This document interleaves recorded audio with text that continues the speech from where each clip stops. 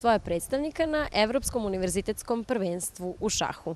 Dakle, malo pre smo uspeli kako tako da vam predstavimo dvojicu džudista, a ovoga puta razgovaramo sa Milom Žarković i sa Milošem Stankovićem. Dobro nam došli i hvala vam što ste uspeli da izdvojite vremena. Bolje vas našli i hvala na pozivu u emisiju. Recite nam, dakle, ono standardno pitanje za početak, šta očekujete od Evropskog univerzitetskog prvenstva u šahu i pre svega što se tiče konkurencije, a onda i rezultata?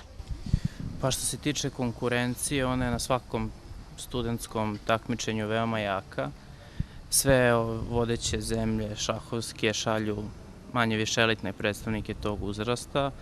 Bude dosta igrača sa najvišom titulom u šahu, to jest velemajstora, i konkurencija uvek bude kao na nekim jačim, omladinskim i kadetskim takmičenjima ranije. Pa ja sam ove godine upisala fakultet i ovo će biti, to jest prvo moje univerzitetsko takmičenje i ovo će svakako biti jedno lepo iskustvo za mene. Očekujem isto jaku konkurenciju i nadam se dobrom rezultatu. Imate i svoje matične klubove, dakle predstavljate univerzitet u Beogradu, studirate u isto vreme, kako uspevate da uskladite sve te obaveze? Pa posvetim određeno vreme šahu, određeno vreme fakultetu. Trenutno nam je, bar meni, a verujem i Mili, iako je brucoš, fakultet prioritet, a šah generalno najviše igramo leti jer su tada ima najviše turnira, tada su nam i lige na kojima nastupamo za naše klubove i to je manje više. Mila, ti si student Fakulteta organizacionih nauka, kako ti uspevaš da uskladiš? Znamo da vaš fakultet izlazi u susret svim sportistima što se tiče fakultetskih obaveza, da ih nadoknadite ili izvršite u drugo vreme. Pa zato sam i delimično upisala taj fakultet i nadam se da ću sve moći da uklopim i da se posvetim i šahu. Kako biste uporedili recimo vaše iskustva na nekim drugim velikim šahovskim takmičenjima sa ovim koje vas očekuje na univerzitetskom prvenstvu? Pa jedina je razlika manje više u tome što su na univerzitetskim prvenstvima manje više svi učesnici naših uzrasta, dok smo, što je za šah manje više specifično odnosno na druge sportove, od malih nogu se takmičili sa seniorima, sa starijim ljudima i uvek bude na svakom manje više otvorenom turniru učesnika od dece do penzionera, tako da razlika je jedino u uzrastu naših protivnika. Možete li da nam nekako opišete ukratko organizaciju samih šahovskih takmičenja pa i ovog Evropskog univerzitetskog? Pa, za razliku od ostalih turnira, ovaj se igra, to je tempo igre je 25 minuta po igraču i za svaki odigran potez se dodaje 30 sekundi. A na ostalim svetskim i evropskim, uglavnom tempo igre je sat i po igraču i kada se pređe 40. potez, dodaje se pola sata i za svaki odigran potez protivnik, to jest imate bonifikaciju od 30 sekundi. Kome najviše treba da budete i mi da budemo zahvalni što imamo predstavnike na Evropskom prvenstvu? Pa trenutno Nebojši Baraliću.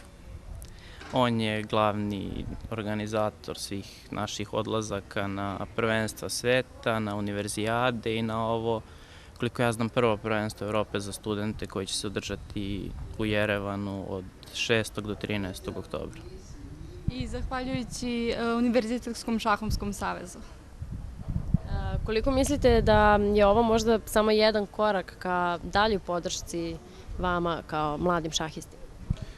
Pa, meni ovo nije prvo baš učešće na prvenstvima Evrope i sveta, ali svakako jedno dragoceno iskustvo i samim tim što Mila već rekla, specifičan je tempo igre, a i opet svake partije sa jakim igračima iz inostranstva puno znače u nekom našem sazrevanju i napredovanju.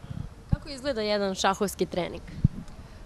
Pa, analiziraju se različite pozicije, onda gleda se teorija prvih, to jest uvodnih jedno 10-15 poteza, onda igranje cuger partija, to su partije na 3 do 5 minuta po igraču, onda analiziranje središnjica, završnica i tako. Koliko je zapravo naporno, pošto mnogi imaju predrasudu o šahu kao sportu, koliko je zapravo to stvarno naporno otići na trening, koliko puta dnevno trenirate, da li to može, verujem da može, ali objasnite nam kako može da se meri sa sportovima koji zahtevaju samo fizičku snagu. Pa, koliko sam ja čitao ranije neka ruska istraživanja, dokazano je da se za 4 do 5 sati šahovske partije, koliko u proseku traje jedna partija, potroši jednak broj kalorija kao i za jednu fudbalsku utakmicu od 90 minuta. Tako da šah zahteva kondiciju, zahteva da sedite dugo vremena za tablom, da razmišljate, da vam radi mozak. A što se treninga tiče, treniramo, ali smo mnogo više trenirali kad smo bili mlađi jer nam je to vreme dozvoljavalo. Čak nekad i po 2 puta dnevno, nekad sednem sam pa čitam neku knjigu, rešavam neke pozicije, sednem sam za kompjuter, gledam taj uvodni stadijum partije, odnosno teoriju otvaranja, gledam partije drugih jakih igrača i tako dalje. Univerzitetski sportski savez Beograda učestvuje u organizovanju liga u svim sportovima gde se fakulteti međusobno takmiče. Sad, vi verovatno znate bolje od nas koliko još vaših kolega sa drugih fakulteta se bavi ovim sportom i da li bi možda jednog dana moglo da dođe do formiranja lige u kojima bi se i šahisti takmičili?